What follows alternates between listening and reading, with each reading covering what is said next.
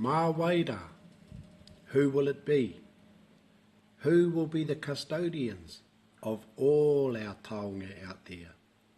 Mā te tika, mā te pono, mā te aroha e.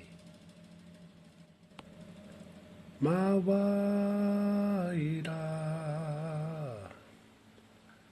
hei tauri mā, te marae waho nei e. Mā te tika, mā te pono, me te aroha e. Tēnā koutou e te whānau. He karakia tēnei, he mihi hoki ki te Taiao. Karakia tuarua, shout out to the universe. Kia tau ngā manaakitanga a te mea ngaro, ki runga, ki tēnā o mātou.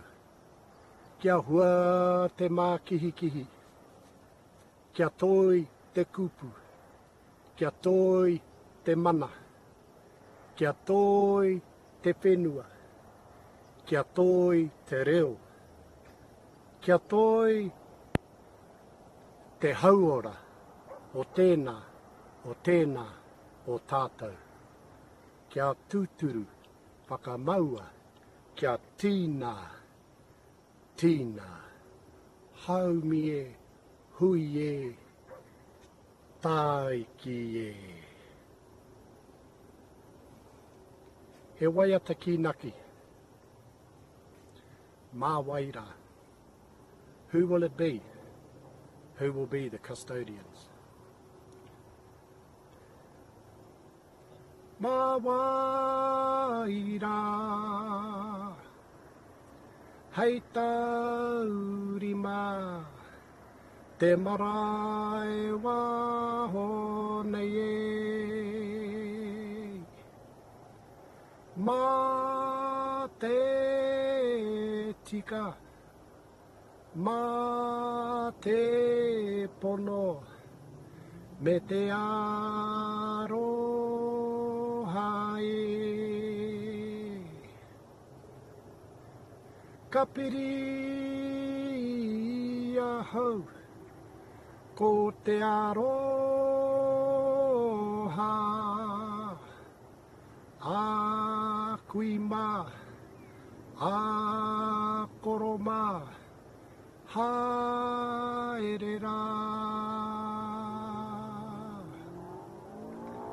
Tautahi, taurua, e kore koe, e ware.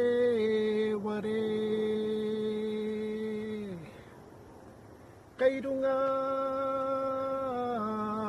hau, o ngā hiwi, kia paina, taku titiro. Ki te ara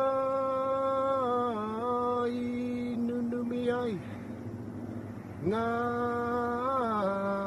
tiraha aire.